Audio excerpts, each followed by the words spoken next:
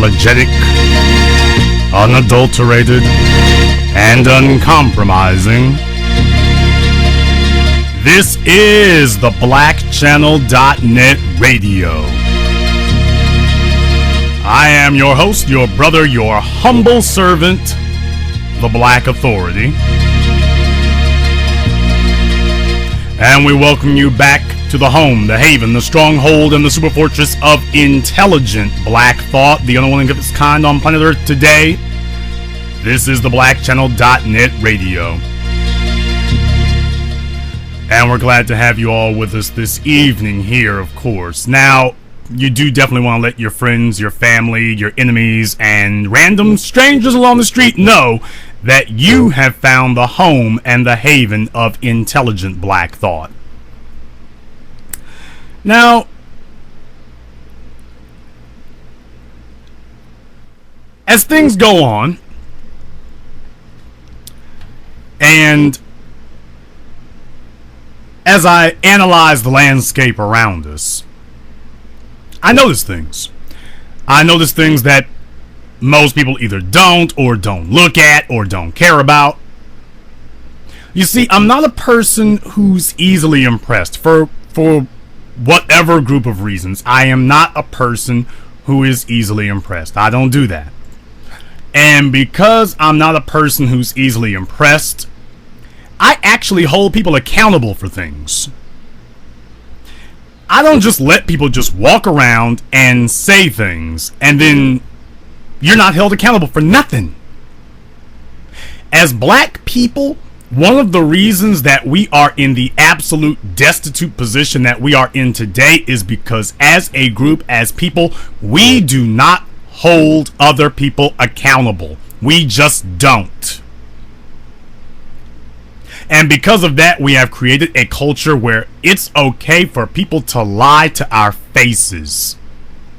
Because they know that there will be no consequences. And they know that there will be no consequences because they know that they're operating amongst a group of people who do not hold anybody accountable for their actions, for their words, for their intentions, for nothing.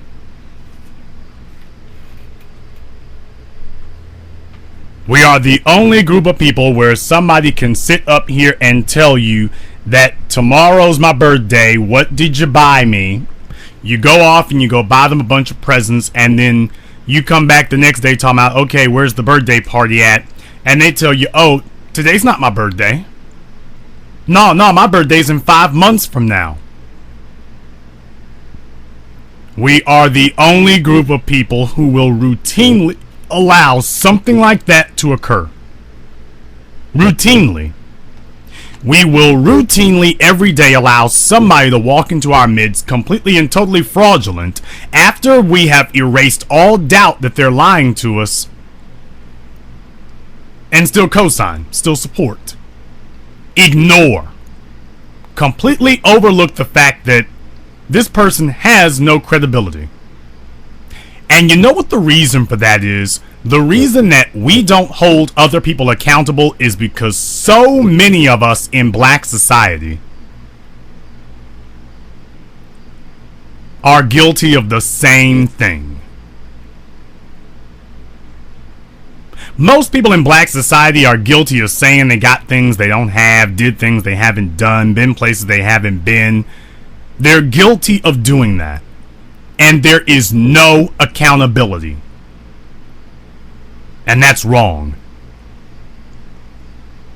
There was a chick today who was in our Facebook group, the official Jason Black group. For those of you who are not a member of it, you definitely want to join the official Jason Black group. That is where you get all the latest news, updates, information, and more from yours truly.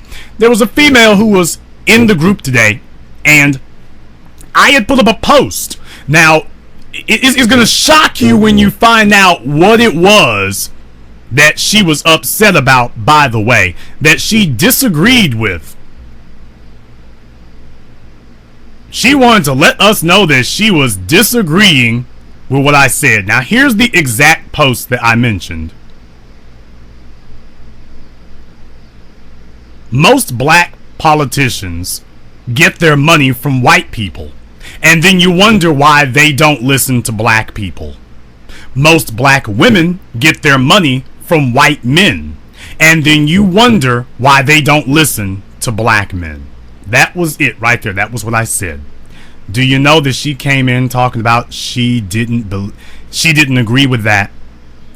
She said that when she first met her husband 16 years ago, that he was making $7 an hour. Must be something about the kind of women you all are meeting or something. So she came in specifically to invade and defend dusty and broke males. She came in to defend poverty. Now, I had never seen this person before, but she came busting, crashing, covered in sewage through the door to say that she didn't agree that money mattered. After I questioned her about this, she turns right around and then she says that, oh, money is definitely important. That was what she said. Money is definitely important. Definitely. Now, wait a minute, but that wasn't what you said. You started off by saying, and I'm quoting now, I really don't agree with this post or what Bezrat has to say about it. I consider myself an attractive woman, and when I met my husband, he was a security guard making $7 an hour. That was 16 years ago. Maybe y'all are looking at the wrong women, and that's not a woman's fault, it's yours. Now that's quoting exactly what she said. I quoted the whole thing.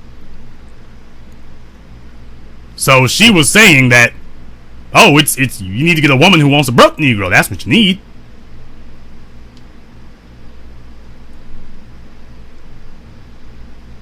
That's what you need to have.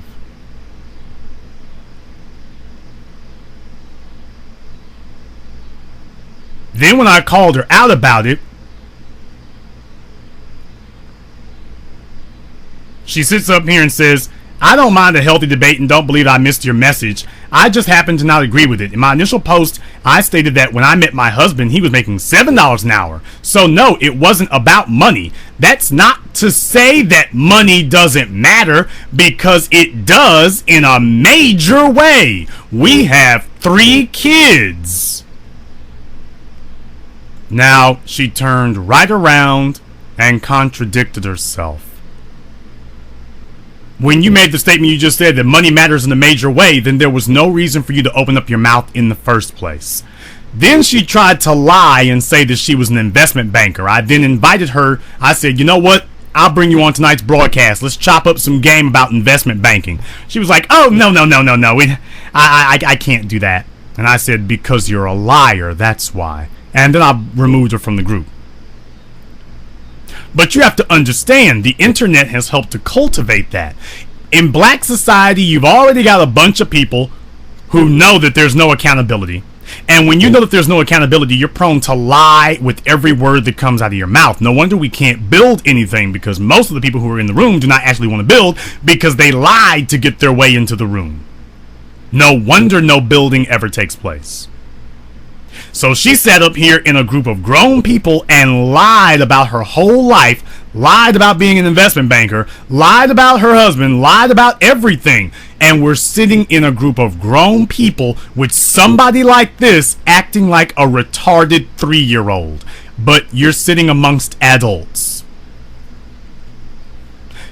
But that could only happen in a room full of black people. We are the only people that could have occurred with. That, simply put, could not have occurred in a room of people of any other ethnicity. She never would have tried that in a room full of white males, in a room full of Asian females, in a room full of Latino males. She never would have tried that stunt. Never. Never. As if we're stupid enough to believe that an investment banker would go for somebody making $7 an hour. And even if she wasn't one back then, it's like your point is moot, because if you weren't making no money back then and he wasn't making no money back then, and that means, what does that tell you? We're both dusty.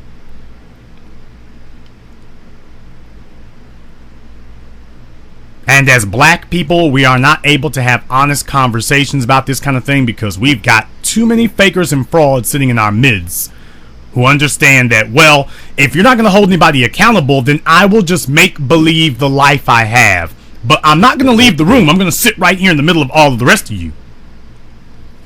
And we as black people must have no tolerance for that kind of behavior. None. There needs to be a zero tolerance policy. The moment that something like that occurs, where we're trying to build and somebody comes up here with their make-believe garbage, you got to go right then. You got to go right then.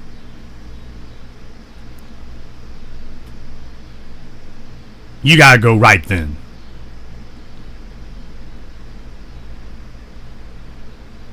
Deshaun in the chat room said it very well. If he was making $7 an hour, then you were the kind of female who was worth $7 an hour.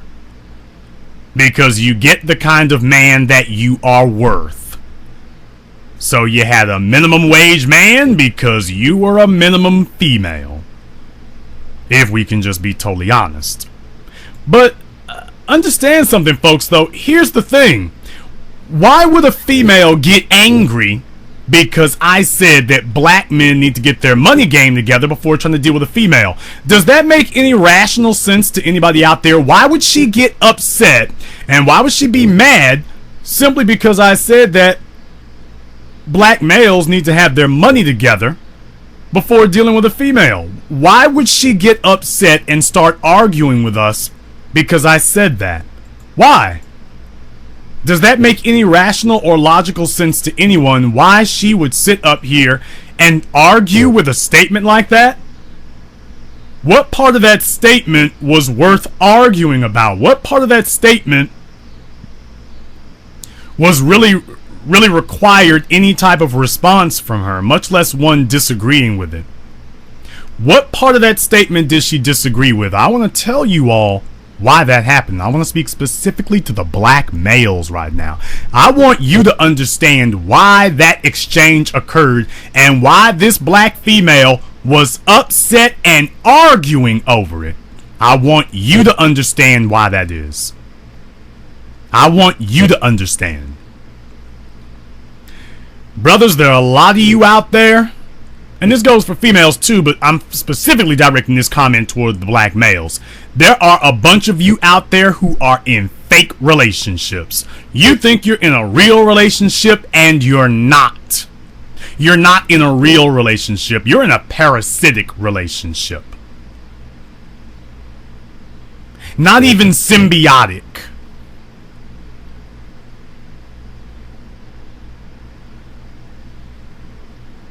You're in a fake relationship. You're in a parasitic relationship. Let me explain something to you, folks. Let me explain this very, very simply for you here. When you've got a female who is arguing against black men having their financial means together, having their financial act together, when you've got a female who is arguing against black men getting their money right, just understand that the reason she does not want you to get your money together is because a man with money has more options. And a man with more options will eventually decide to exercise those options. And that's why she jumped up to say, no, you don't have to do that. Don't listen to him. I disagree with all of that. No, you don't need to do that. No, don't get any better. Don't do any better. Money doesn't matter to me. Stay where you are. Stay right where you are. Don't move. Because I need you to stay in that weakened position. Because if your circumstances improve, you gonna start looking at me differently. Because all of a sudden, that super tight female bringing herself out the shopping mall, out of Macy's, out of Bloomingdale's, all of a sudden You see, when you was broke and dusty, she knew that your chances of being with her were nil. So she didn't have nothing to worry about. You got your money game locked up tight. Now she knows that this Negro got options. I could literally, don't you know? And this is a lot of black women's worst nightmares. For all of you out there listening, it's just the truth. I'm not beating up on anybody. You all know it's the truth. Their worst nightmare is that they will wake up one morning and their man will be gone. He won't even take his clothes with him. That he is so free and so liberated to get away from you that he will just walk out the door, leave all that stuff there. You don't even have the ability to fight with him over the property. He just says, you know what? Damn you. Keep all this stuff. I don't need it. I'm going to get a new woman, and that new woman is going to be on a new bed, in a new room, in a new house. I am leaving you behind. And if she knows that in that situation she is powerless to stop you from leaving, then she's going to do everything in her ability to discourage you from even having the thought that you should leave. But the only way to keep you from ever having the thought is make sure that you don't think that that's an option. That even if it actually does filter into your head, you'll just kick it right back out again. You'll just kick it right back out again. Why? Because you don't actually have the means to act on what you're thinking. So she has a vested interest in making sure you stay weak and powerless, broke and destitute, unwilling and or unable. That's why you got a female who was on my post today arguing in favor of black men being broke and trying to say that the problem is the female. If the female cannot accept you broke and powerless, the problem is the female. Now, first of all, she said that she considered herself an attractive female. What does that matter? That's your opinion. That's your opinion. And that's another mistake when a female tries to tell males what they should want in a female. That's when you know that you're wrong. A male should not tell a female what she should want in a male. It is our job as men to simply be what we are supposed to be. But when a female comes crashing into a room full of males and tries to say that what the males want, no, you don't want that, you're wrong. Now you know you're being sold game. Mind game.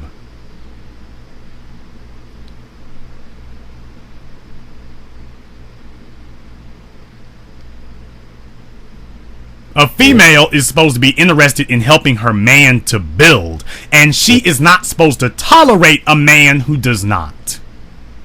Because, brothers and sisters, a man who is not building will never have accountability.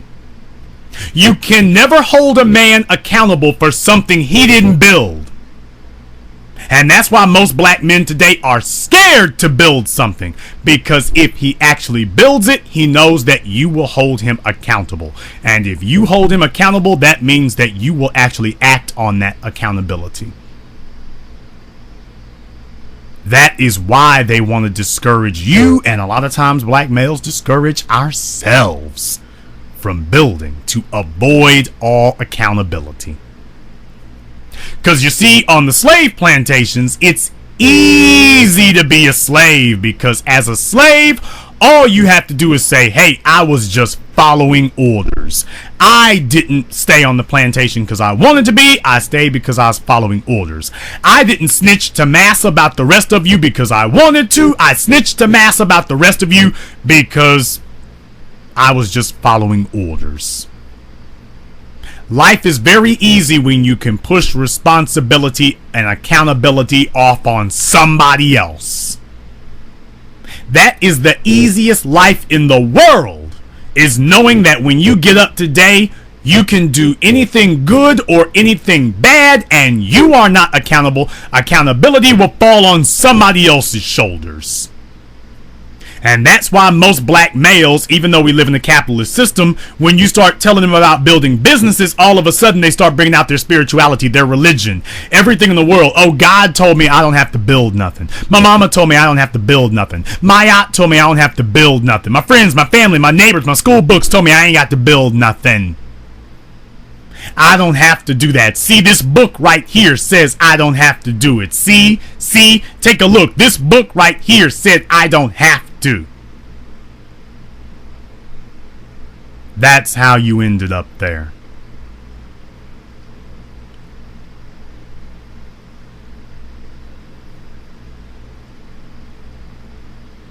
In the white community, their women do not tolerate a man who is not building. And let me tell you something, to all you jigaboons and coons out there, frauds, fakers, and liars, the reason why the only time you can get a white woman is for a good hot minute, and then she rolls out, is because even the fattest, sloppiest, nastiest white female, she is not going to stay with a black male if there is a better white male option.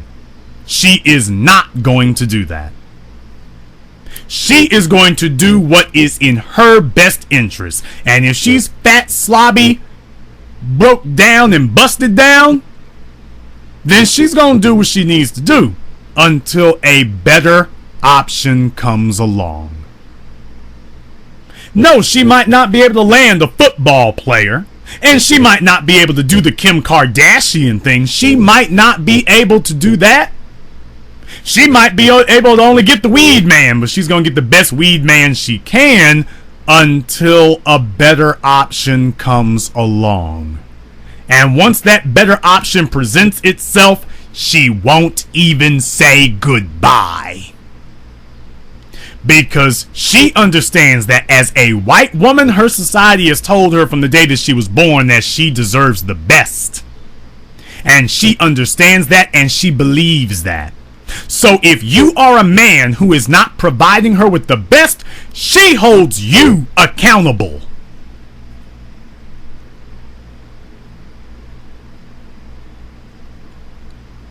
If you are her man and you are not providing her with the life she believes she should be living, she holds you accountable for that. She might not say anything. She might not hint at it. She might not give you the slightest clue that she is checking her list, marking it off, holding you accountable. She probably won't say anything until the day she gets up and leaves.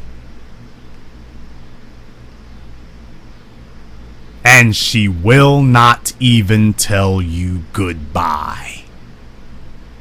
As far as she is concerned, you were supposed to know all this all along.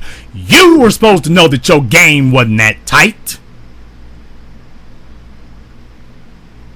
She's not going to sit there and play games with you.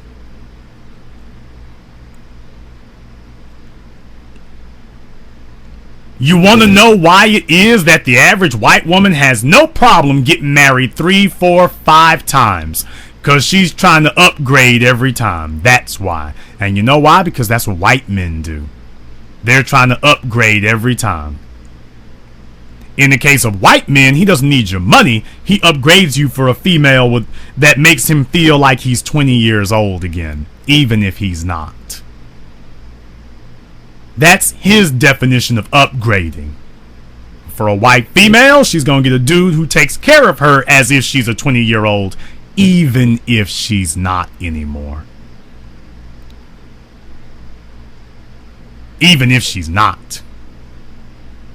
You will hear those women say a lot of things. You will not hear any of them bring you a laundry list of excuses for why it's okay to be broke. Brothers and sisters, I want to ask you all a question. When was the last time that you heard a white, Asian, Arab, Indian, or Latina female say that money with a man doesn't matter? When was the last time you heard that? I'll wait.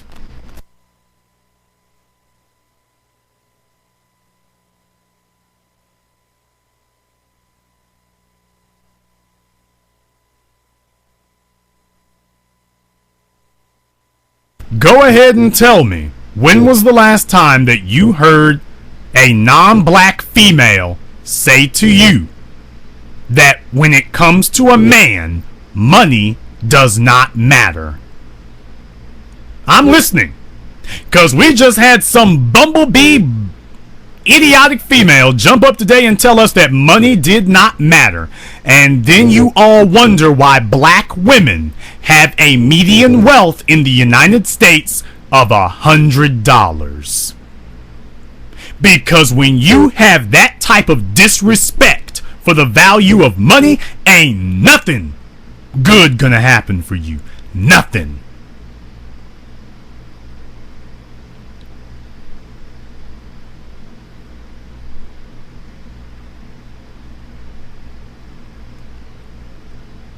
And if you are a black man and you meet a female who has the words out of her mouth that money doesn't matter, that she wants you to believe that money doesn't matter, get up and bawl the hell out. You tell her, thank you for exposing yourself early, and the only thing that you gonna hear from me, I won't even say goodbye. The only thing you gonna hear are them tires squealing out the driveway. That's all you gonna hear. All you gonna hear are the Michelins squealing their way out of this driveway. That is it. You will not hear anything else. Because what you're really saying is that you don't want me to do any better or have anything in life. Let me tell y'all something. As black people, and I'm speaking to the males and the females, as black people, this ridiculous, idiotic fallacy that we have that it's our place in the universe to be broke, that is the language of failures. That's the language of failures. And you all learned this early. You learned it from your parents. And I mentioned this earlier today. You learned this from your parents. Because when your bastard baby-making super slut mammy was in Section 8 housing and you went to school and you saw all the other kids had better stuff than yours and you live in rags to rags, you told your parents about it. And what did your mammy say when you said that? She said, oh, I gave you something. She started running game on you. I gave you something better than money. I gave you a loving home. As if you can't have both.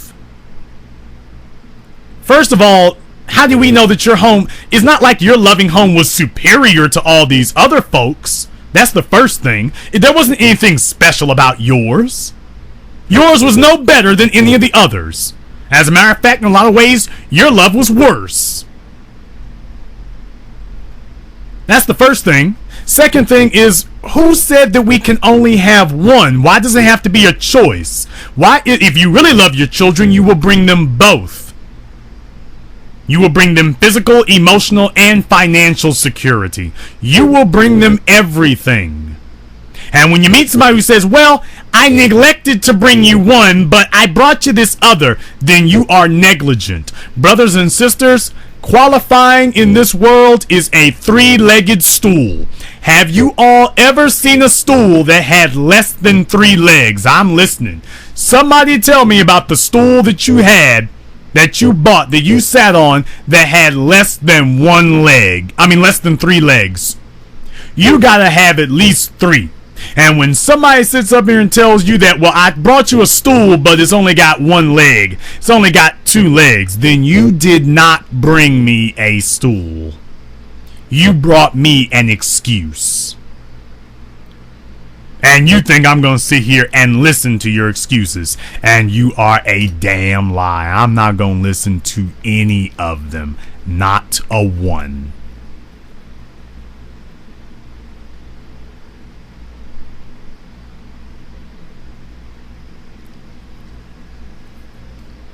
In the 21st century, poverty is not a condition. Poverty is a choice. And you all have a lot of people around you at your school, at your job, in your family, at the dinner table. Many of you have this person laying right next to you, maybe even right now. You got them laying right next to you, telling you whispering in your ear like a serpent. You don't need to do any better. You don't need to have all that. You got me. Isn't that enough? You got me. I should be enough. I need you broke and destitute. I need you destitute and weak, because if my children are not destitute and weak, they will not need me. So you don't want to do what's in the best interest of your children. You just want to do what's in the best interest of yourself, your own selfish interests. And that is wrong, brothers and sisters. We must break the chains. I know for a lot of you young folk that this is the first time many of you have heard this, because your parents lied to you. They lied to you every single day. You need to be here. For that reason, if nothing else, you need to be here. That is the reason and the purpose for the Black Channel. Because for most of you, your parents and your kinfolk and everybody else around you have set up here and sold you these things because they were sitting up here looking for the day that in their minds that you would simply be there. In their minds, that was all they needed to do. In their minds, they were hoping that when it all came down and when it finally crashed down, they were hoping that they would be dead and gone. They wouldn't have to explain the consequences of their lies to you. Most of your parents were expecting that all this stuff was going to crash down in 30 years and they would be long gone and dead, and you just sit here suffering with it, and they wouldn't have to explain to you nothing. Don't you know how much those people hate you? They just brought you here to use you. Don't you know how much many of your parents hate you? And that's why they tell you those lies, and that's how someone grows up like her, going out into the world repeating those lies. She was raised by parents who despised her, or a single mother who despised her, and now she is out in the world spewing her self-hating venom, but directing it at other people because she could not do better, and now she is in your ear spitting venom at you, saying you can't do better. If I can't do better, you can't. And the black females who are listening right now will bear me witness, especially you younger ones. You younger ones who are not fat and flabby, the 20% of black females who are not fat, flabby, obese, shoddy. The 20% of you who are, you understand what I mean when I say this. That you've sat in a room full of people who were hating on you because you were not doing badly. All of you understand that. The female's a little more acutely at a basic innate level, because you ain't fat and out of shape, and this big busted Shaniqua looking broad next to you is angry about just that one thing. As black males, you sat on the job with one of these old dusty ass civil rights Negroes, and he was trying to undermine you because you were doing better. Because he was scared you was going to take his job, because he understood that he was not qualified for it. We got a whole bunch of people walking among us who are trying to undermine everybody else.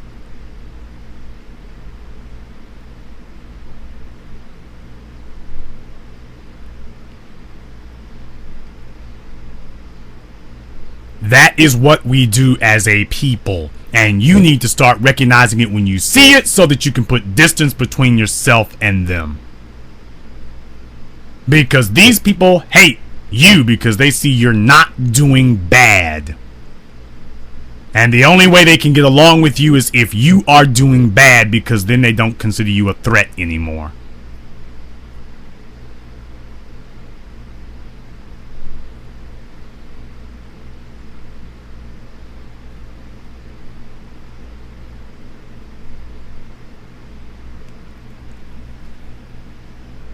I was perfectly fine.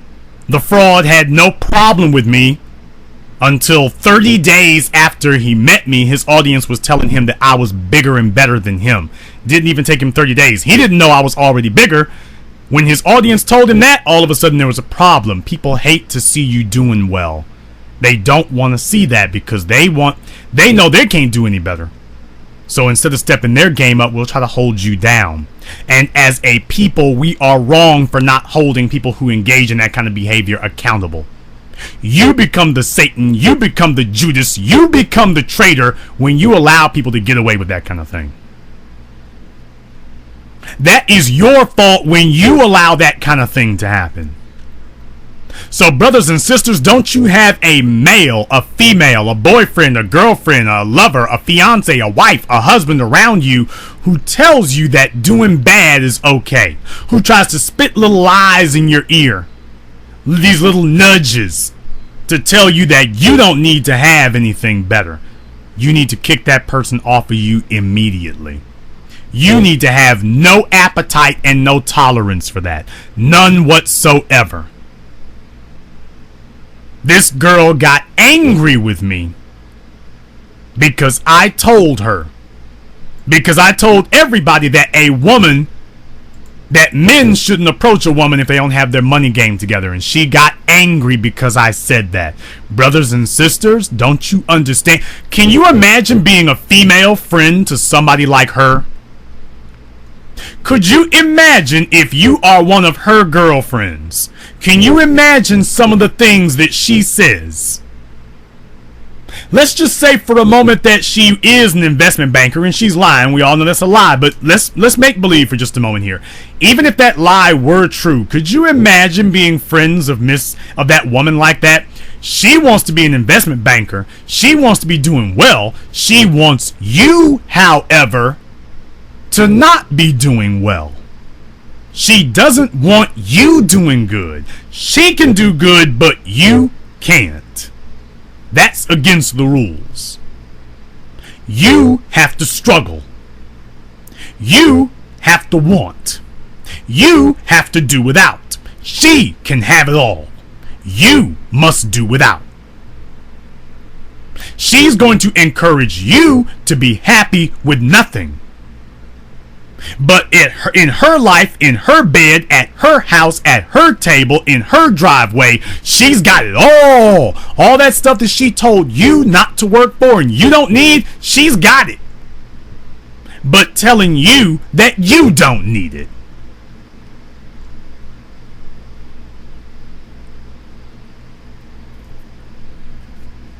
I get a lot of guys who hate me because I told them that the term gold digger don't mean nothing. Because most of you fellas out here using that term gold digger, you ain't got no gold to dig. How the hell can you complain that all the women are gold diggers and you ain't got nothing? Negroes sitting up here sleeping on their mama's couch, sleeping on their girlfriend's couch, living bummy dusty talking about gold diggers.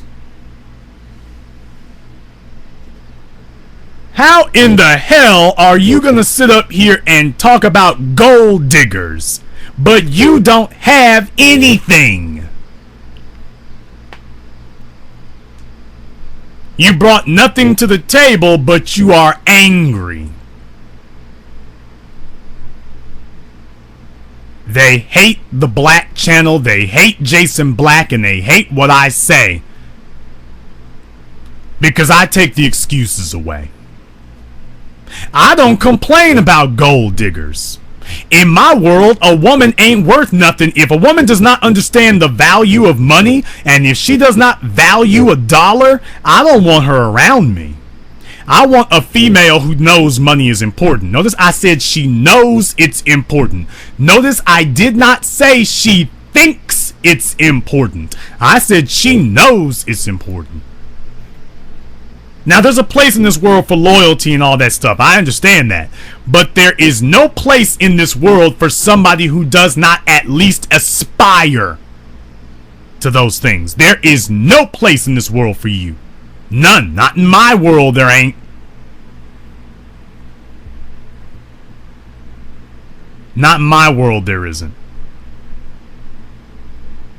You see, we suffer from a lack of vision as black people. And that's why we don't hold liars sitting in front of our faces accountable. Because we suffer from lack of vision. I want to educate everybody listening to me tonight about vision, people. When all you bought was a new Chevy Impala, and your friends, your family, your woman, your boyfriend is telling you you doing good, and you're saying, yeah, but I really want a BMW 8 Series. And then they sit there, oh, we doing good with this Impala. You drop that nigga where they at. You drop their ass right where they are. Don't talk to them, don't nothing. You get up and you leave right then. Don't say nothing to them. Because if you can see a BMW, if your vision allows you to see a Bugatti Veyron or a Lamborghini Aventador, or the Avento for that matter, if you are able to see a McLaren, but the person that you're with can only see a Pinto or a Cobalt, get the hell away from them. If you can see yourself living at Martha's Vineyard, but the person that you're with can only see themselves living in their $600 a month apartment, you get the hell up and run. Don't walk, run. And the only reason I'm telling you run is because you can't fly. But if I could flap my arms and fly, I'd be doing it.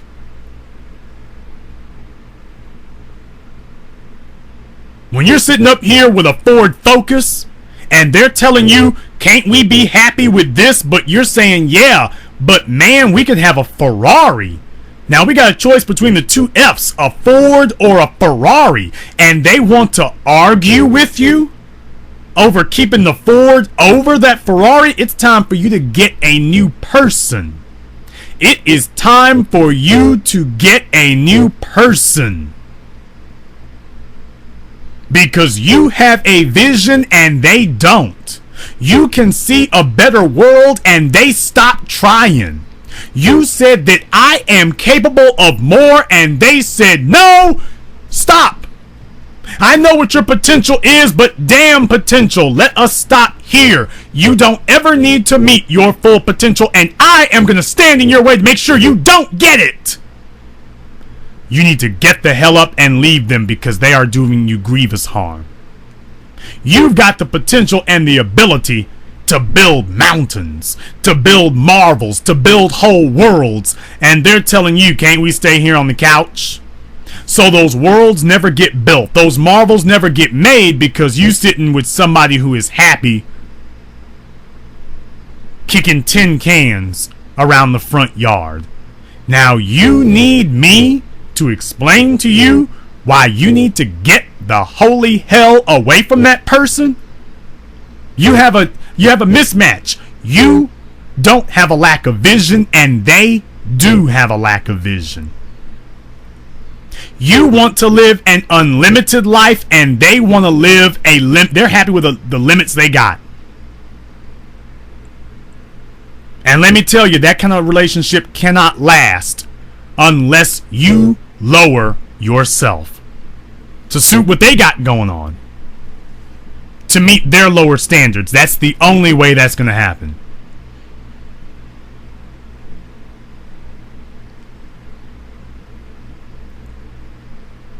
I'm a person who, since the day I met you all, I've always encouraged you to do more and to do better and to let nothing stand in your way.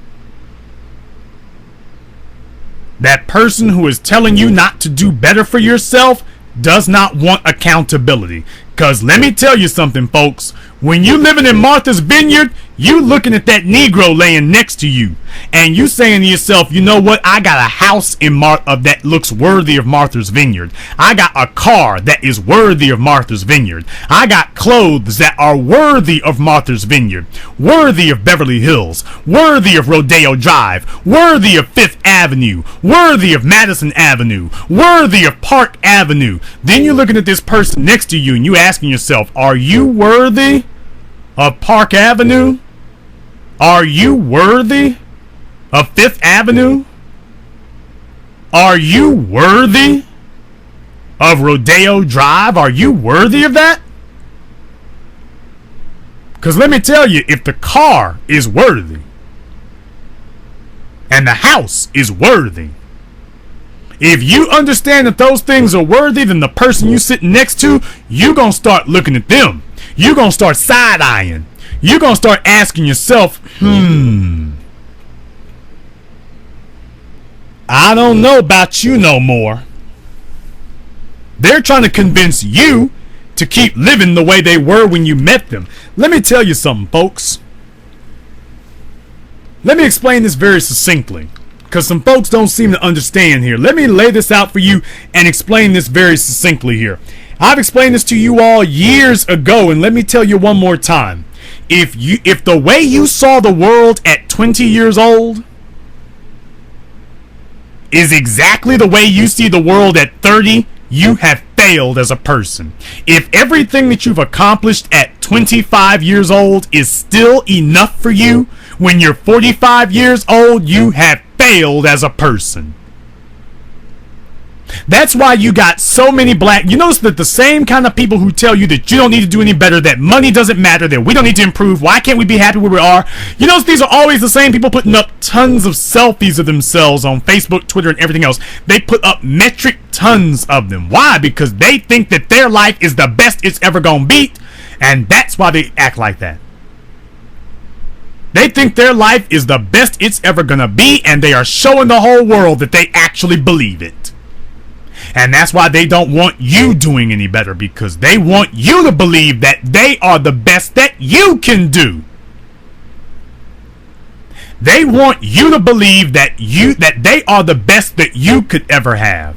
So they try to psychologically beat you and batter you and bash you into submission to believe that lie. They want you to see the world the same way at 40 that you did at 20. Because don't you understand, if you still see the world that way, you will never leave them. You will never have higher expectations for them if you still see your relationship with them the way you did 5 years before. A relationship, a person, a life is supposed to make progress.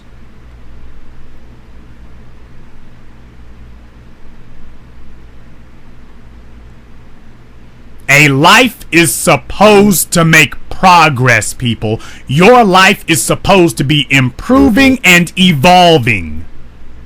And when you get with somebody who tells you no, your life does not need to improve, your life does not need to evolve, they are being the modern day 20th century slave master on the plantation, because that was what the slave masters did. Every day they went out there and told black folk that you don't need to do any better.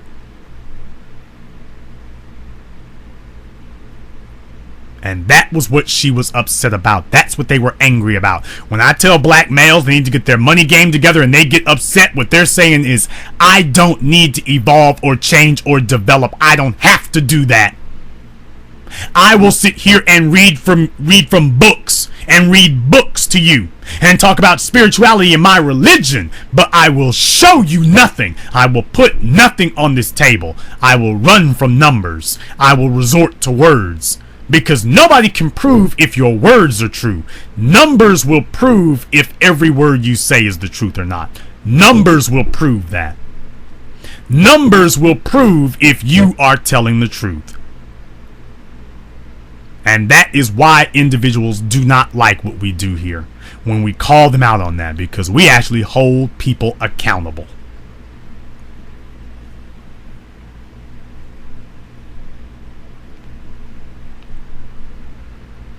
And that practice is not going to stop. I started a new black female fitness motivation, but this black female fitness motivation is different than the last one, because this one is a challenge and I'm calling everybody out on this. I'm starting on September 15th, me and LaQuisha McClain will be hosting it.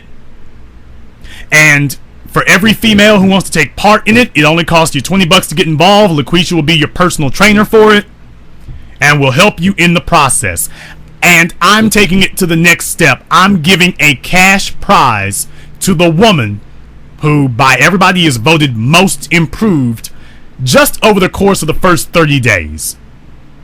Just for the first 30 days. We're going to have you check in with us every week. We're going to have you give a video diary every week. Let us see how you're progressing. Let us see what's going on to make sure you are being honest with us, and most importantly, that you are being honest with yourself. And if you're a black male listening, you have the ability to contribute also if you want to contribute to the grand prize. Because understand something. We're going to get the kind of life we pay for. We are going to get the kind of life that we pay for. And as black males, as black people, what you pay for is what you are accountable for. If you want circumstances to change, people need to see that you're putting your money where your mouth is. And when they see that dollars, real money, is actually flowing into what you believe, people take notice. People take notice when you do that. People take notice.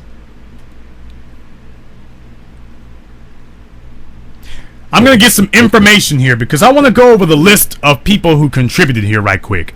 I'm going to take a very brief break so I can bring that information up for you. This is the Black Channel, and we'll be right back.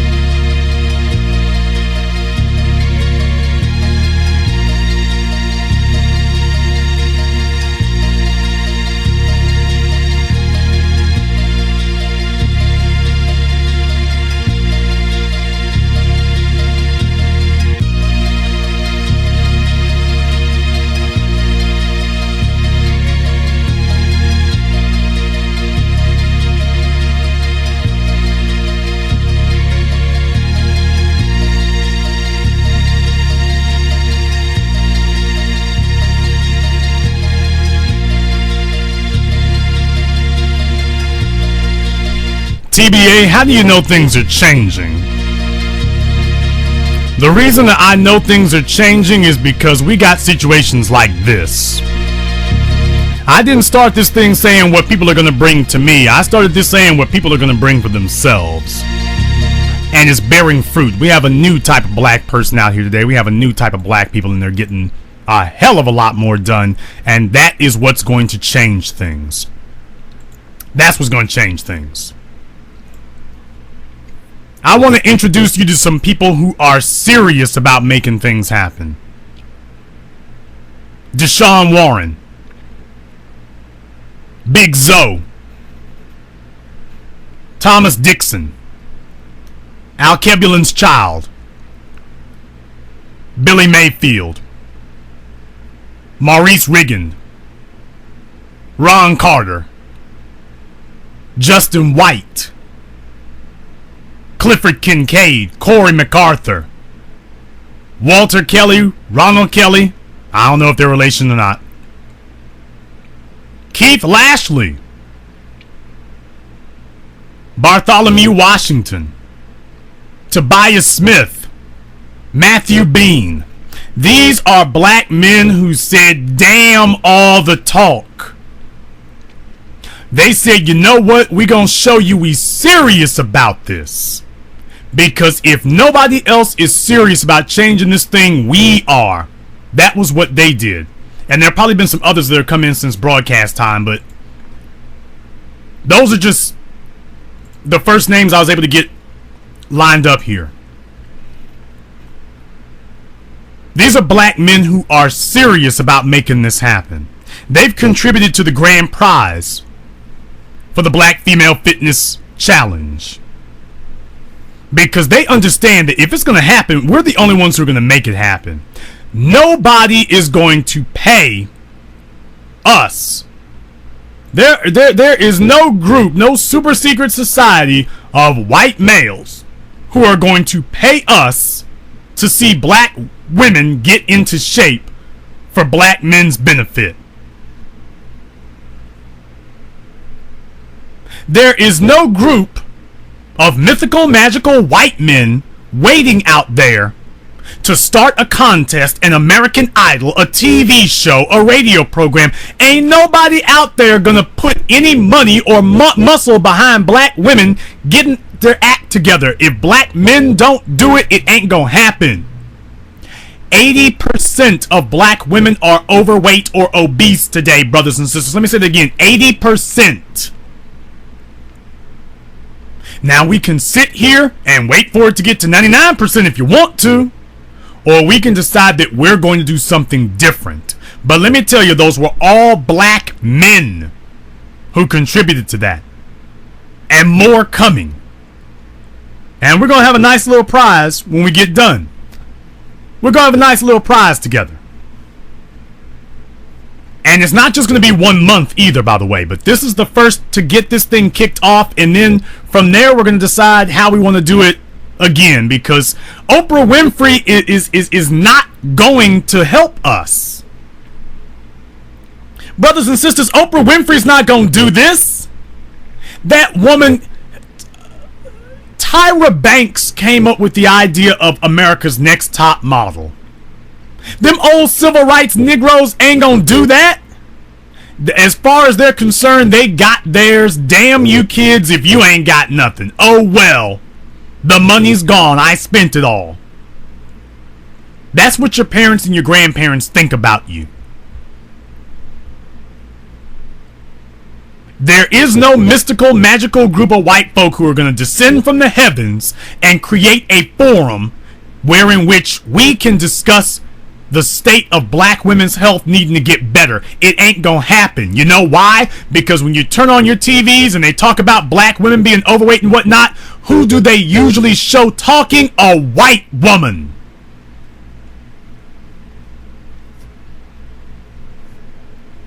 When it is time to discuss black women's poor health, it is usually a white female that they invite into the room to discuss the sorry state of black women's health.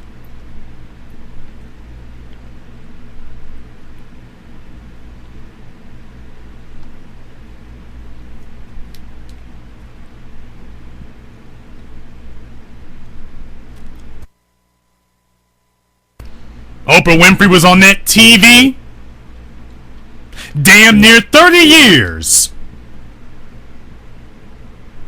And every single time that she wiggled and jiggled and waddled herself out there, talking about her weight, talking about what's wrong, talking about doing things different, talking about every guru that she had was a white person. Every single one.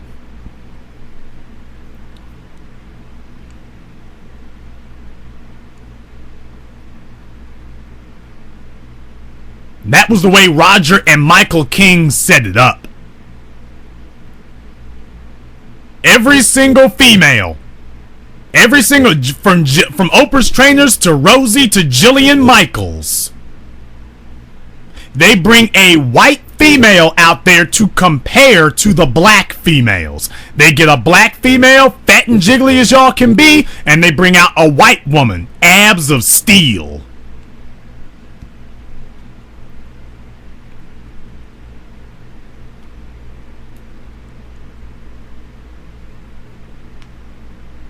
They are never going to elevate black women's image. It's not in their best interests. The black woman is not his woman, technically speaking. Technically. He's got his own. He has his own woman, and she looks like him. And she will give him children that look like him.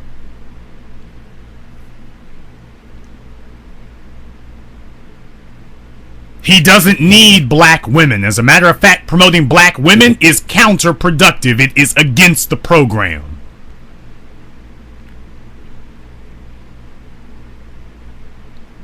There is no white forum, institution, organization that is looking for a path to elevate black females.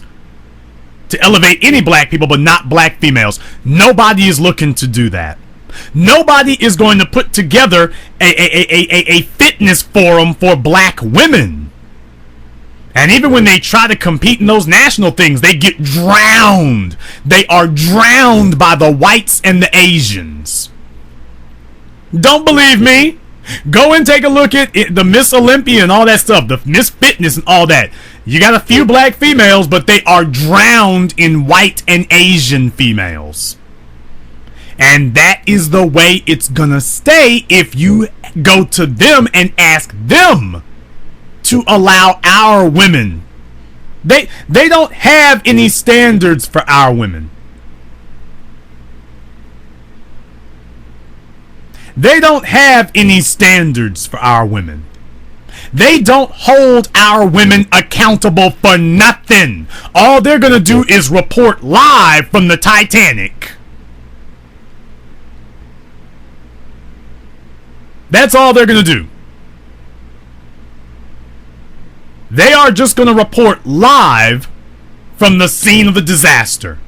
You are just going to see Gates McFadden and Nora O'Donnell and Barbara Walters and Diane Sawyer. All they're going to do is pick up their microphones and say, well, the numbers for black females have gotten worse over the last 10 years. Originally, it was 72%, 80% currently, but now the number stands at 88% of black women in America who are overweight or obese. And then when the camera goes off, they're gonna give a little smile. Because she understands that the more black women are undesirable, the more her place is guaranteed and assured. They have absolutely no motivation and no incentive whatsoever to get black women's act together. White people, white women, have no more incentive to see black women get their bodies together than white men have to see black men get their finances together. Nothing. There is nothing there and no reason to see it happen. So what that means is that if it's gonna happen, people, the only way it's gonna happen is if we get up and say, you know what? We have to make a forum for that. But let me tell y'all something. Is this damn thing on? Brothers and sisters, that's the good news. That is the good news. Let me tell you, I don't want to be competing with the white establishment for black women and black people's attention. I want your undivided attention. I want them to ignore black women. Because if they get involved, all they're going to do is sit up here and try to steer us off and divert us and detour us off into detritus and nonsense. They will turn a fitness competition into a hair competition. Why? Because your fitness is counter to their best interests. And if they see us speaking about black women becoming physically fit, they know that we are gearing up for our women to compete head to head. And they are never going to encourage us to have our women compete head to head. So that means if it's gonna happen, we gotta make it occur. We gotta make it kick off. The Asians are paying big money to have that hair competition every year, that Bronner Brothers thing, and they keep rewarding it to a gay white male. They pay big money every year to put those competitions on for their products. They are never going to bring out something that benefits us as a people. If these folk put their money down, it is only going to benefit them. Do you understand that?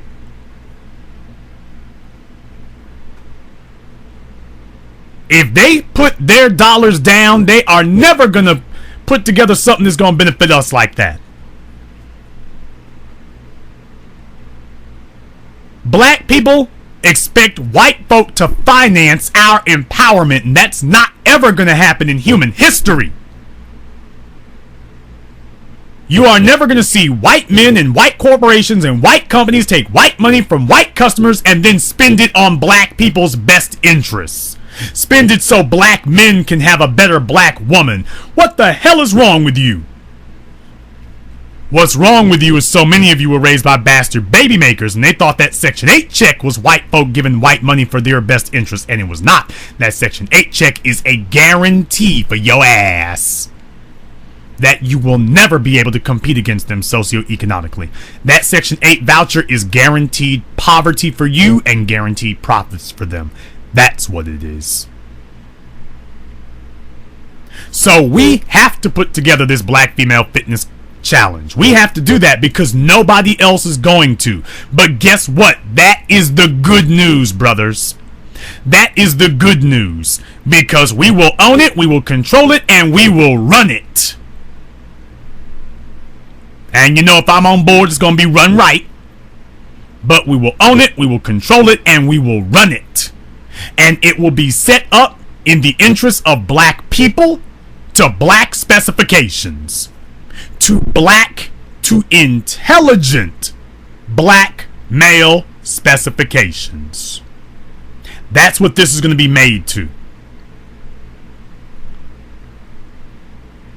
And when people understand that we are this damn serious about making something happen, brothers and sisters, get ready. But it's not going to happen if we don't do it. Because there is no incentive for Asians to get black women together so black women can compete against Asian women. There's no reason for him to do that. There's no reason for Latinos to help black women compete against Latinas. There's no reason for that.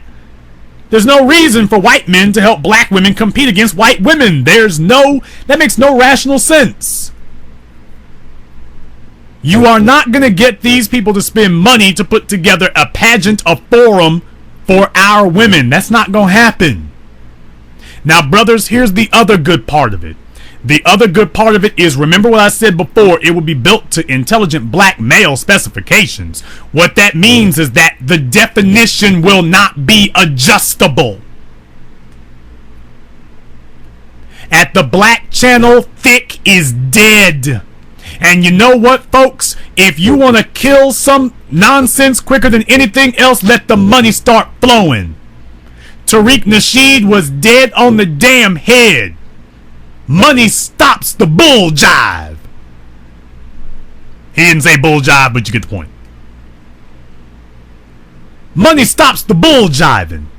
And when people see that the rest of these folk are taking pictures off of websites and talking about, yeah, that old fat broad, she's sexy. But meanwhile, over here with us, fit females are getting paid. Understand something. That song was right. Ice-T and the Syndicate. And for everybody within the sound of my voice, I want you to remember it. They had a song, I think the name of the song was Let's Go.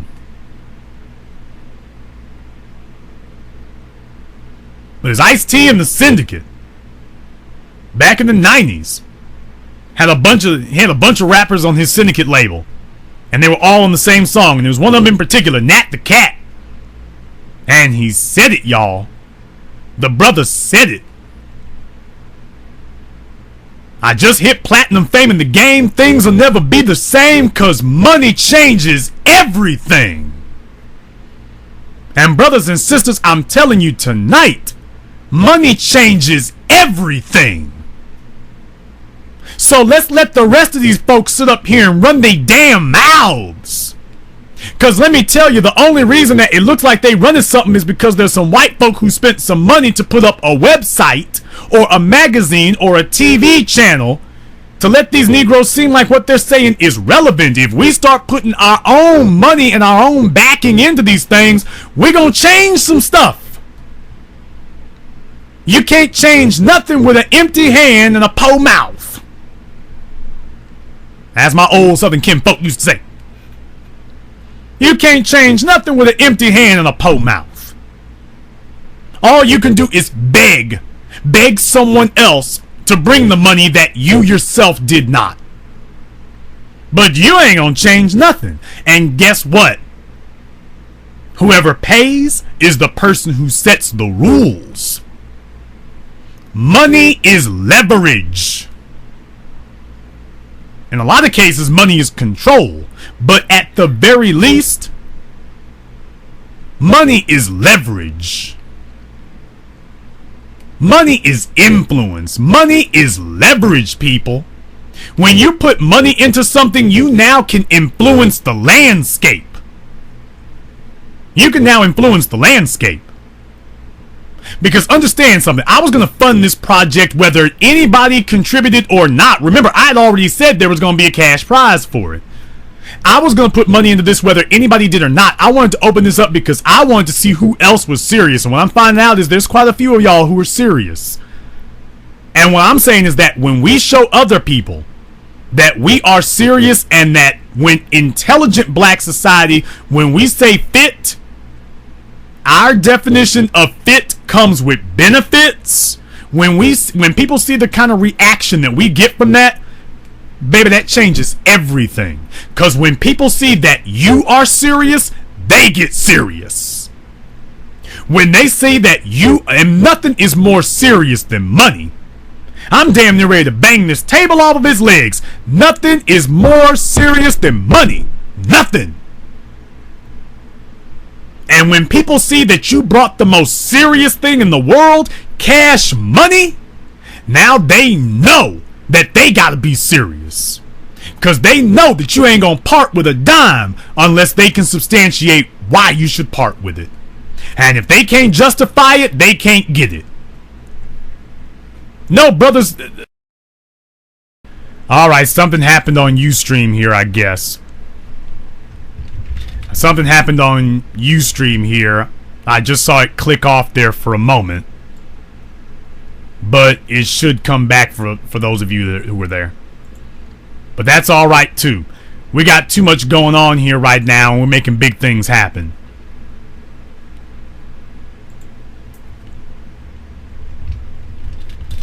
No, it's not storming. No, it's not anything like that. Ustream, it just clicked out. Stephanie said no more banging on the table. She might be right. As soon as I did that, everything went out. My mistake. But in any case, as I said, brothers and sisters, nothing is more serious than money. Absolutely nothing is more serious than money. And when people see that you are slapping down cash money, they get in line. Understand that. People get in line when you do that. They get their act together. They stop arguing. Because when you got the money, you don't have to argue with a damn person. We ain't got to argue about a damn thing. If you didn't bring any money, there ain't nothing to argue with you over. You are inconsequential. We don't have to argue with you. Because you didn't bring nothing to argue about. See, that's why white men don't have to argue with you. White men don't have to argue with you because he understands that if you didn't bring any money, you are not consequential. You don't have a seat at the table if you didn't bring any money. And in white men's worlds, he brings all the money because he understands that money is leverage. And the amount of money that he allows you to put in is the amount of leverage that he is agreeing to let you have. And if he has his way, you're going to have none. You will have no leverage if he has his way.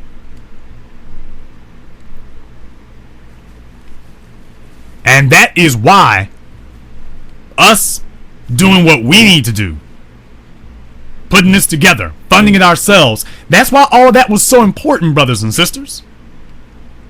No, it's not going to be $1 million, but let me tell you, it's going to be a hell of a lot more than that jigaboon you sitting with at your house is telling you for right now. And we're not just telling you what we think. That's why we're putting money behind it. We're putting money behind it because we want you to know that we are different. We want you to see that we are different. So the Matthew, Tobias, Bartholomew, Keith, Ronald, Walter, Corey, Clifford, Justin, Ron, Maurice, Billy, Daryl, Albeculin, Thomas, Azoma, Deshaun, and everybody else out there who has said that can the bull jive We're going to put our money where our mouths are as black men. I want to tell you, brothers, that it's things like this that change the world. Talking ain't going to change the world. What you do after you get done talking, that is what changes the world. And that's what you brothers have done. And to anybody who wants to join them, you can give any amount that you want to. The $20 is only for the females who want to participate. For anybody who wants to join in, though, you can give any amount that you want to give. So you're not limited on that. Any amount that you want to, just go ahead and give it to them. And that's what you want to do. Because you want to make a mark. You want to make a statement. We want to make a statement with what we're doing here. You know, it's like in boxing. It's like in boxing. You know, when Mike Tyson came out of prison, there were a lot of questions. They had a lot of questions about him. He's been in prison. Where's his mind at? Where's his head at? Where's his hands at? Where's he at physically? He hasn't boxed nobody in 6 years. Where's his head at? Where's he at? What is going on? That is what people were asking.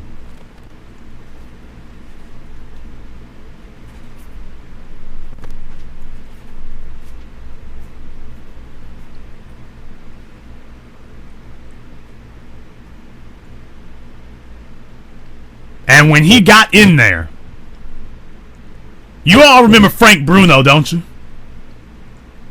I believe Bruno was after you went to prison. Frank Bruno, with his British accent. Tyson is a thug. Tyson is a thug. He is a thug. I'm going to beat him. He's a thug. Tyson jumped in that damn ring with Frank Bruno, and he settled everybody's damn questions. He's a thug. Well, Tyson hopped in that damn ring with Frank Bruno and thugged his ass was what he did. Frank Bruno was hugging on him like they was getting married.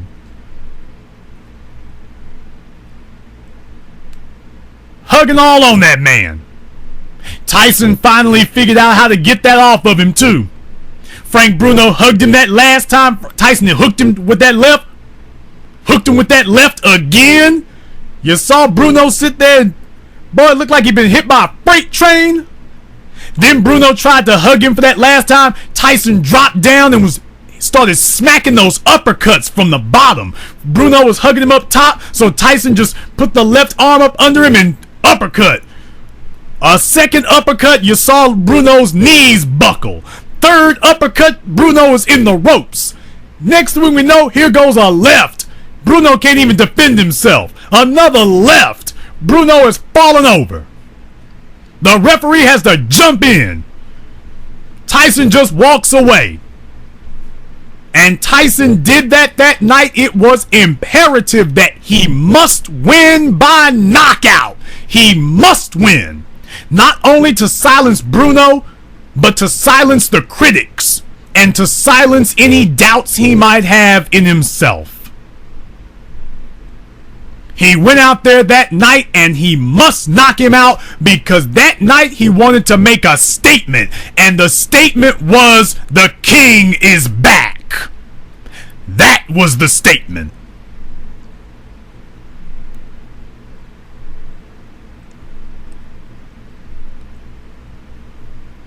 Remember when Roy Jones Jr.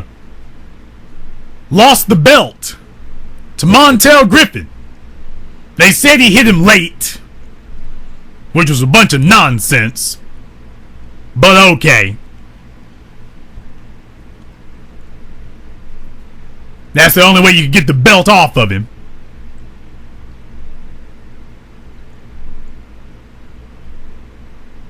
Set up the rematch 6 months later. First round. I don't even think Griffin made it 5 minutes in the first. I don't know if he made it 2 minutes in the first round. I don't know if he made it through the whole day. I know he didn't make it through the whole thing. It was over very quickly. If you went to go heat up a pizza, it was over. Very sorry you missed it. And Roy was like, I got to knock this Negro out right now, because I'm here to make a statement that you can take the belt, but I'm still gonna be champ no matter what you do. You can remove my belt holding status, but you can't remove my champion status. And I'm gonna make sure that there are no questions about it. This will be undeniable, because I'm making a statement. And the statement is, the king is back. That's the statement. And brothers, Mike Tyson had it easy compared to us. All Tyson had to do was jump in the ring and swing his fist. All Roy had to do was jump in the ring and swing his fist. Bernard Hopkins, all he's got to do is jump in the ring and swing his fist. We got to do something even more difficult than that. We have got to organize and invest. We got to find cash money. But let me tell you, that cash money in our fists is going to do what boxing gloves did on their fists. It's going to make a statement. So the PayPal address is theblackauthority@yahoo.com. If you want to contribute to the grand prize for that and say, hey, let me put my 5 on it. Let me put my thing into this, because we are going to get out of these things what we put into them, brothers. That's what we're going to get out of it. We are going to get out of it what we put into it. And if we put nothing into it, we are going to get nothing out of it. That's the way it works.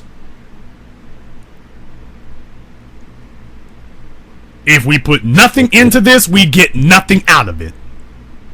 Nobody is going to break their necks to say, you know what? We need somebody to make a statement for black women. You are never going... As white people's numbers decline, you're only seeing them balkanize even more. How many... I told you all 4 years ago that you were going to hear white folk call you nigger now more than ever. Has it happened? You're going to see the police gun down more unarmed black people now than ever. Is it happening? As they balkanize even more, they're going to say, damn your black ass. If you want something, you get up and get it yourself. I ain't going to give you nothing. You are never going to see white people invest in a fitness competition for black women.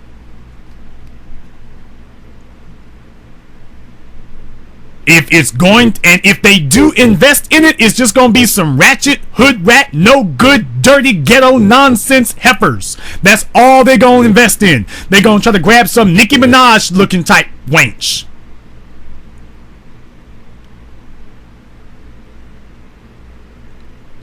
That's what they're gonna do.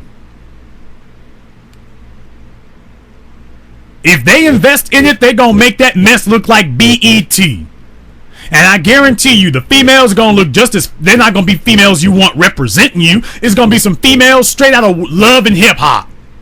Some Nene and Mimi Faust. Nene and Mimi, good lord. OMG. Mimi and Mimi. That's what they're gonna bring to us. And at the end of it, they probably won't look a damn bit different. They are not gonna present black women unless you give them the opportunity and give them an opening to decimate their image in the process. That's why they were thrilled to put out Mimi Faust sex tape. They spent all that time with people, and that knows what everybody said. I thought she was the intelligent. I thought she was the sensible one on the show. And then they said, yeah, that's what we were setting up for. They wanted you to believe that all that time so they could sit there and bam, come up right behind you. See, nothing makes them more satisfied than watching that smile on your face and then yanking it off. Nothing makes them happier than having the power to do that. And that's why what we do matters more than anything else. Because they are not going to present or create a forum for black women that is going to put black women in any type of flattering light. They are not going to do that. Everything that they do is going to be geared and animated and focused towards decimating our women's image, because that is the way you decimate us. Destroying the image of black men tears down black women's value. Destroying the image of black women tears down black men's value. That is the way it works. It will never change. So if we want more positive image, I don't even like that term positive, but if we want more productive images of our women, if we want more ideal images, more advantageous images of our women, it's going to only happen in our hands. That is the only way it's going to happen. It will happen no other way.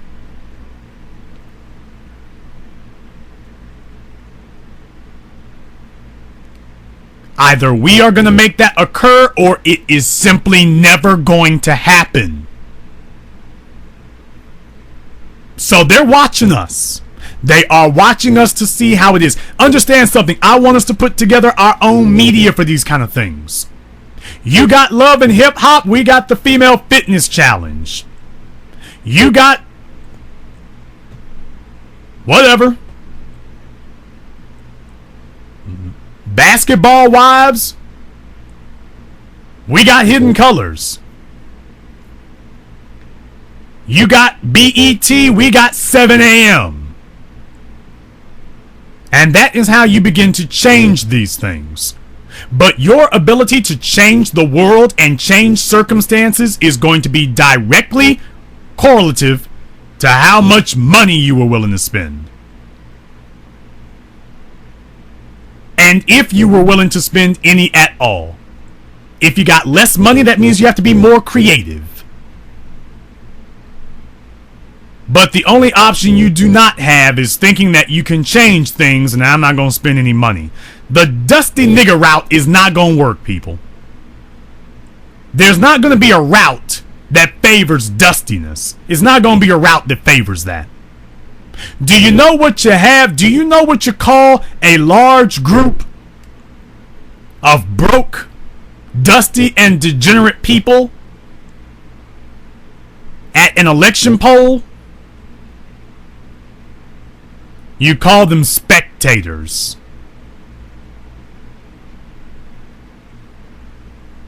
Because that's all you're really doing.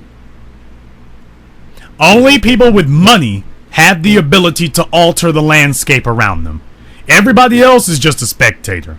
Everybody else is just watching. That is all you're doing. Everybody else is only watching. And as black people, and particularly and specifically as black men, we can't afford to be spectators anymore.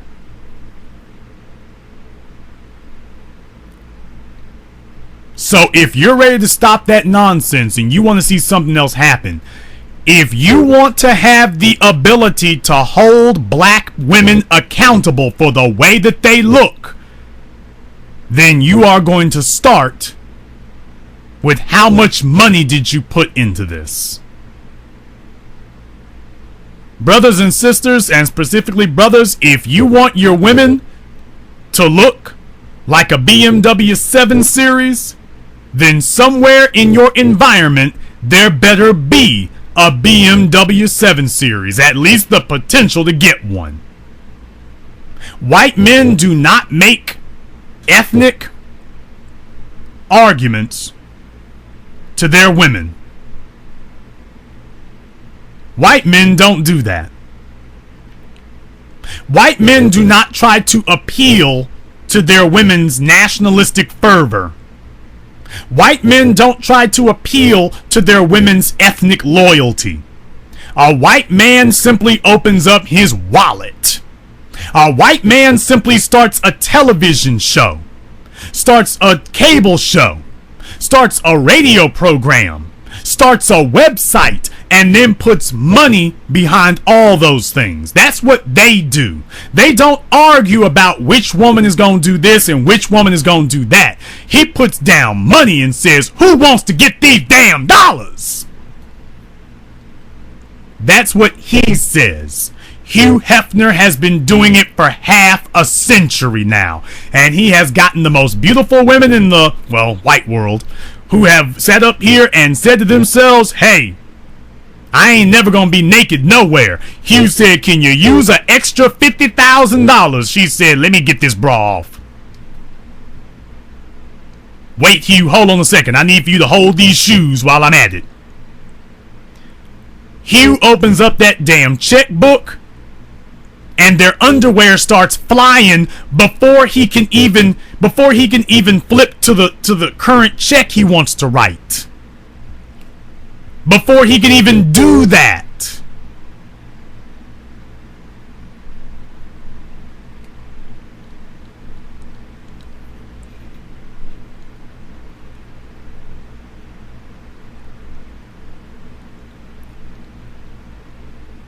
And as black men, we need to understand that that is the way the West was won.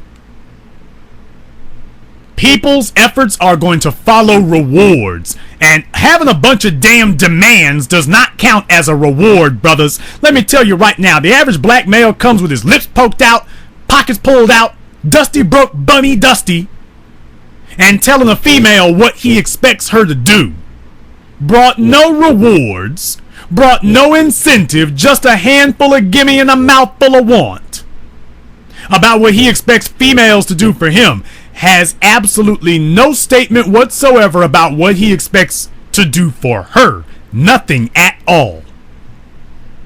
And then wondering why he's having to downgrade his definition of sexy to include a bunch of beached whale females. Black men have had to dumb down their definition of what sexy is because we have been unable to enforce what we really think. Black males are not able to actually say what it is we really think. No black male really thinks that Jill Scott is sexy like that. No black male really thinks that Sherry Shepherd is sexy. But the ones who say, nobody, they don't even think Oprah is, but the ones who say it are the males who know that their busted, broke, destitute, cracked up financial status does not allow him to insist on anything better. So that's why he doesn't aspire to anything better, and he tries to spit, polish, and shine this sow over here as much as he can because he knows that his busted status does not allow him to demand anything better. He doesn't qualify to demand more.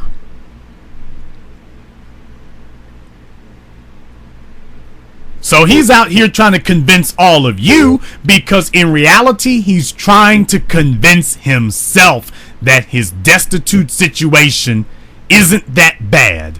So he's trying to fool himself into believing that he actually wants to have these makeup wearing manatees. Because he sees white men who build organizations and institutions and can demand better. He sees Asian men who build organizations and institutions and can demand better. He sees Latinos and Indians and Arabs who build organizations and institutions and can demand better. He's the only one sitting there with no finance, no investment, no means, and he wants better, but he doesn't actually have the means to do it. So then he starts with the busted, broke, dusty nigga stuff. Well, what can I get for $3? Okay, I can't get Beyonce. Well, what can I get? If I give you extra, if I can give you 25 cents, what can I get for 25 cents? What can I get for 50 cents? I ain't got more than 75. What can I get for that? Well, you know, if you bring a couple of thousand, you can get a really nice female. Man, I got weed to puff on. That's dipping into my weed money. What can I get for 75 cents? And then we'll sit on the internet and complain. Brothers and sisters, they've been mad and hating on me for years now because I do not complain about what black women or certain black people are doing. I sit up here and try to figure out how to open up this damn checking account. The only thing I try to figure out is how many more zeros do I need to put at the end of this number to get what I want? I want to make a confession tonight. That's right. TBA, live. I want to make a confession to everybody here tonight. Just a little bit of confession about my personal being, my personality, and my personal being. I just want to make a quick confession about that.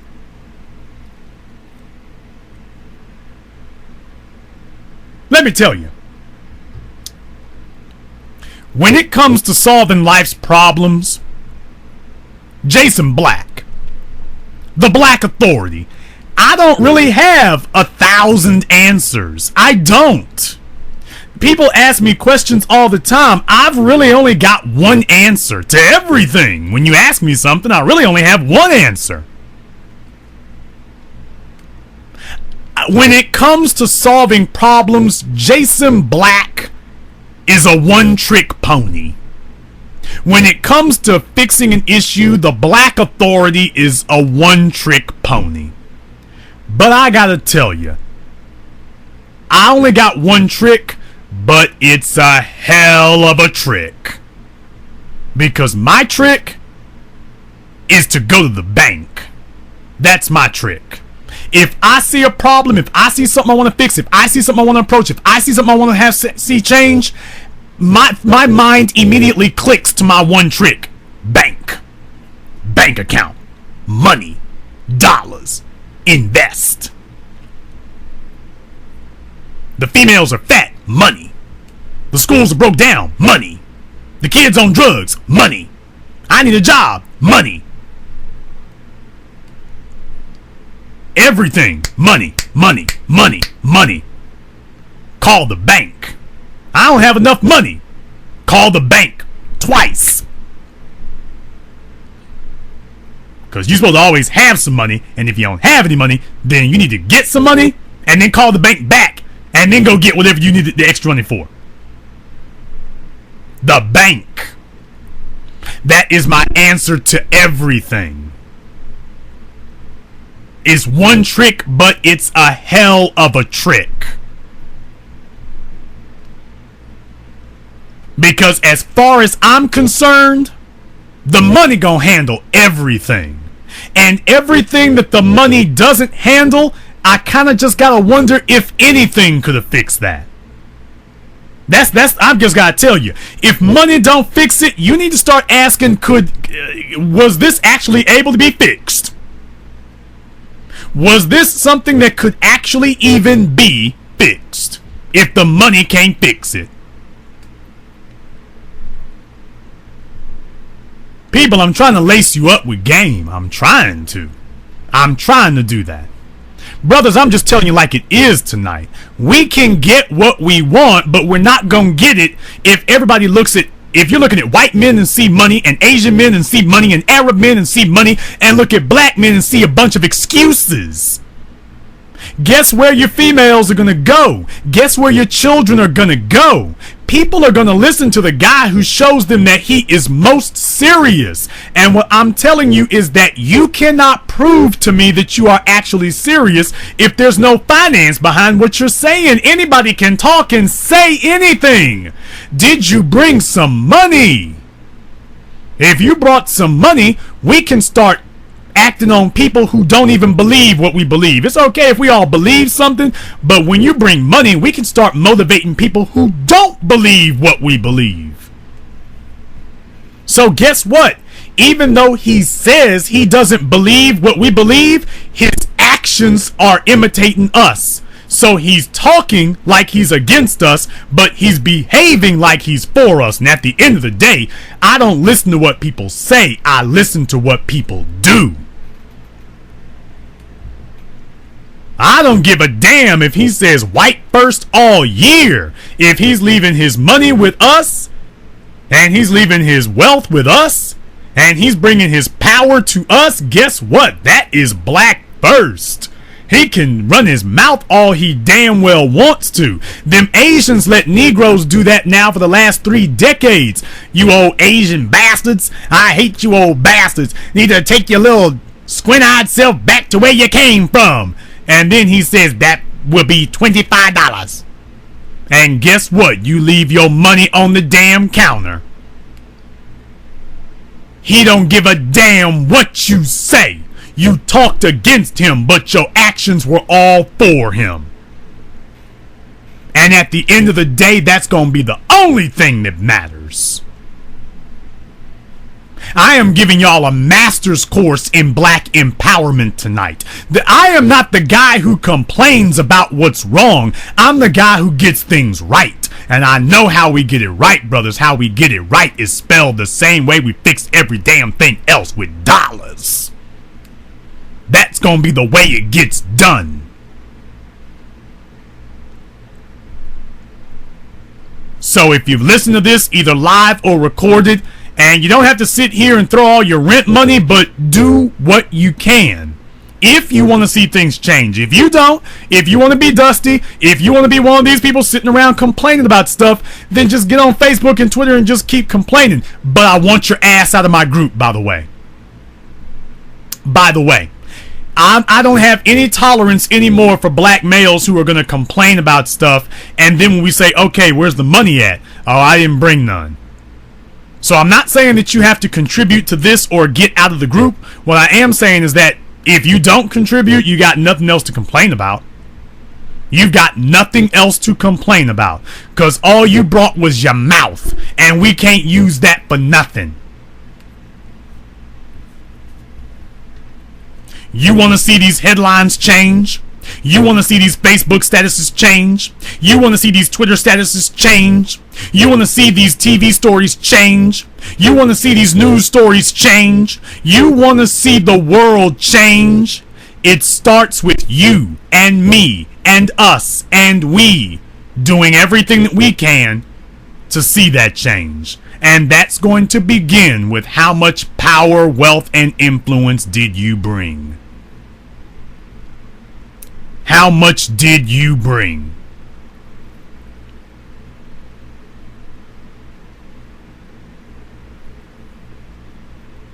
If you didn't bring that, you ain't got nothing to say. And I want to operate among people who do. But you know what's going to happen after this, brothers? Let me tell you what's going to happen after this. Next up is going to be the haters. Now that's when you know you're making progress, when you got haters. Now understand, a hater is not somebody who disagrees or criticizes what you say. Understand something. That is not a hater. A hater is not somebody who simply disagrees with or criticizes what you say. That does not make you a hater. What makes you a hater is when you criticize and badmouth what other people are saying and you've got no alternative that you can actually prove. Talking about your theory and your philosophy and your ideology is not an alternative. You are a hater when you criticize somebody else, but you brought no alternative. You brought no better option. That's what makes you a hater. And understand, when we get this going, it's going to be haters. It's going to be haters, but you know why they're going to be hating? They're going to be hating because they're going to see that we got results. When they see our results, they have to hate. That's what a hater has to do, because the hater just defies accountability, which is why I originally was talking about. A hater says that does not want you holding him accountable. So how can he deflect from you having accountability for himself? By immediately turning the conversation into it's about you and not his lack of accomplishments.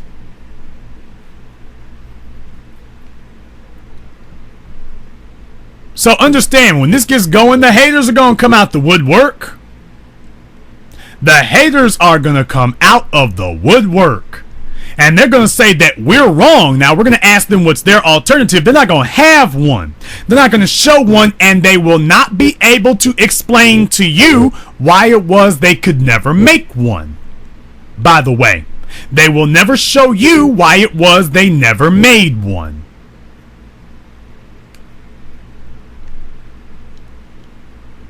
they're just going to tell you that, well, you know, I don't like what you're doing. You're doing it wrong. That's wrong. You shouldn't be doing it like that. Okay, what's your alternative? Man, we just need to support. Okay, we brought financial support. Where's your financial support? We don't need financial support. We just need to encourage. Encourage. So what you're really saying is you broke and dusty and you want us to overlook your broke dustiness. I don't come from that world. I don't tolerate that. If you broke and dusty, it's time to beat the dust off. Time to slap the dust back.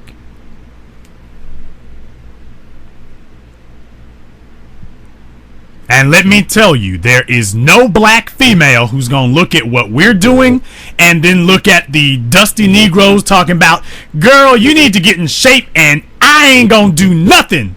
I ain't going to pay nothing, but I want you to go to the gym every day. I want you to work. I want you to get yourself together. Now, I'm not going to give you nothing. I'm not going to reward you for it. I want you to do all this for my benefit, but I want you to do all the work. Let me tell you something, brothers. A man doesn't even think like that. That's not even the way that a man thinks. A man does not go around trying to figure out how he can bum cigarettes off of everybody. A man does not go around trying to figure out how he can bum off of people. A man does not respect being in a place where people say that money doesn't matter. You see, as a man, what you do as a man, what a man says, I'll pay for that. That's what a man says. A man does not respect it if he did not have to pay for it. A man has no respect for it if he didn't have to pay for it. Because if you didn't have to pay for it, that means you have no leverage. Let me say that again, broken, dusty, fraudulent and fake, coonish and buffoonish.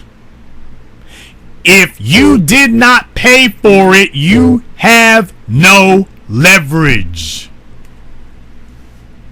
So if you didn't drop no dollars for it, you have no power over it. Yes, people should keep themselves in shape on general principle. You're absolutely right about that. But if you don't like the way your situation is going, but you put no money into rectifying the situation, you have no leverage. You have no power. And if that situation reverses itself without your money and input, understand, you have no power over the improved product. The product got improved, the situation got better, and you have no control over it. No power, no leverage. So if the situation decides to ignore you, just understand you got no pull. You have nothing to bargain with. You have nothing to bargain with. And understand something, brothers. When your woman upgrades herself, she's going to start looking at you and deciding whether or not you are upgrade worthy. Or is he really worthy of the new and improved and upgraded me? Is he really worthy of that? And let me tell you, she's not going to start looking at your spirituality when she asks herself that question. She's going to look at your dollars. She's going to look at your balance sheet. She's going to look at your financial statement. And that is going to tell her whether or not you are worthy of the new and improved her.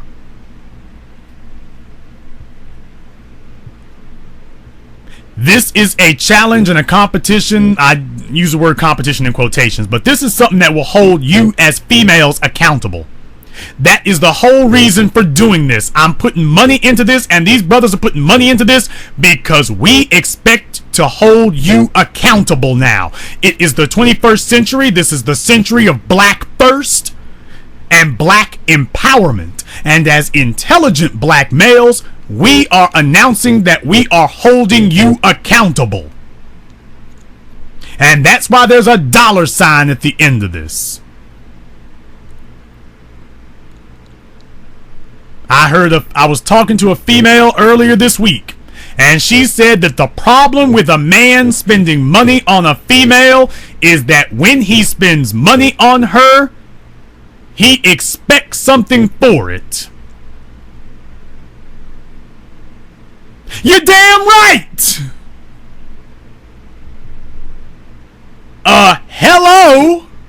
That's called being an adult. You damn right, if I put money down, I am expecting something reciprocal. Now, that doesn't mean that I'm expecting sex. That doesn't mean if I'm spending money on a female, I expect her to behave herself in a manner that is worthy of what I'm spending. If I want to just get something for free, what do I need you for? You are not special if it's free. If it's free, then everybody can get it. And if everybody can get it, then guess what? You ain't special. If you want to be special, that's when the dollars come out. That's when the dollars drop. When you are special. And if you want to maintain that special status, then understand something. There are going to be expectations attached to that special status. The money is a reward. It is confirmation of your special status. But just like a man should not expect to get nothing for free, you shouldn't expect it neither.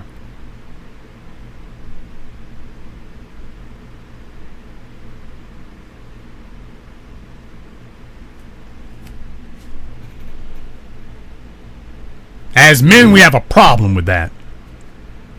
And that's the wrong way to see things.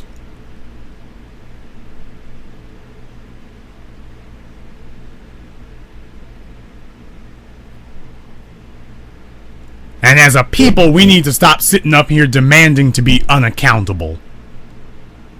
I put this together because I expect accountability. I expect it. No, I don't just expect it, I demand it. I demand it. And you should too. This era of make-believe, which is what we all been living in, an era of make-believe where the women lie to the men and the men lie to the women. The men try to figure out how they can get something for free, and the women try to figure out how they can get something that they don't deserve for free. And everybody's sitting here trying to figure out how they can con each other. And then lie. And then the next day, never made good on anything that you said. We're not accountable. The buck stops here. Welcome to the era of accountability. Trust me, when this is done, you'll thank us for it. If you are a female who wants to be part of the new Black Female Fitness Motivation Challenge, you can send your $20 with a note to our PayPal, theblackauthority@yahoo.com. That is theblackauthority@yahoo.com. Just put your name and say what it's for, that you want to be part of it, and then make sure that you're part of our Facebook group, the Jason Black group, because we have a private group that we will add you to, so that you can get in touch with LaQuisha and you can stay in communication with each other, not just with her, but with each other, with everybody who's involved. That's why it's private. It's not for the world. This is just for those of you who get in. So once you do that, make sure that you are part of us on Facebook so that we can add you to that group. You're not going to be in this by yourself. You are a part of something. And for the guys out there, it's the same email address at PayPal, theblackauthority@yahoo.com. And what you can do is, you're not limited to $20. Contribute what you can, because white men, do you know how many corporations sponsor beauty pageants? The child beauty pageants, the swimsuit pageants, all that stuff. Do you know why they do that? White corporations spend their money sponsoring those things because that's their way of tweaking the population to remind you what is expected of you. They pay for the type of image that they want to see. They pay for it. They pay for it in the form of TV shows, swimsuit competitions, beauty pageants. They put their own money to sponsor their own events.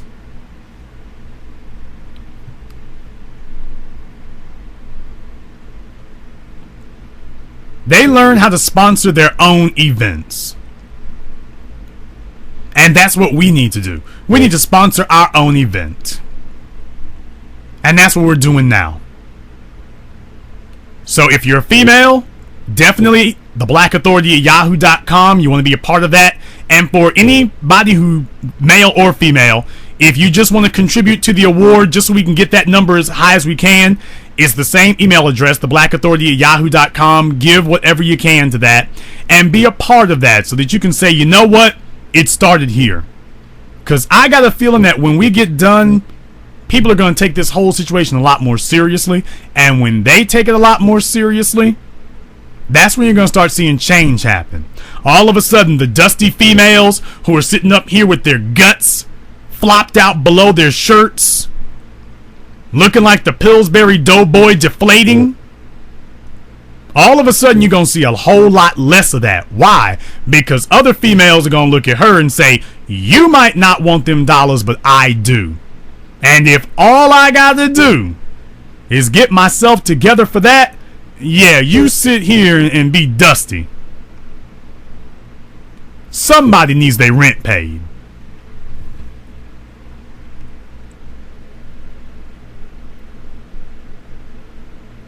And this concludes tonight's broadcast of the BlackChannel.net radio. I am your host, your brother, your humble servant, the Black Authority. And until next time, brothers and sisters from around the world, remember, black is the future, and the future is uncompromising.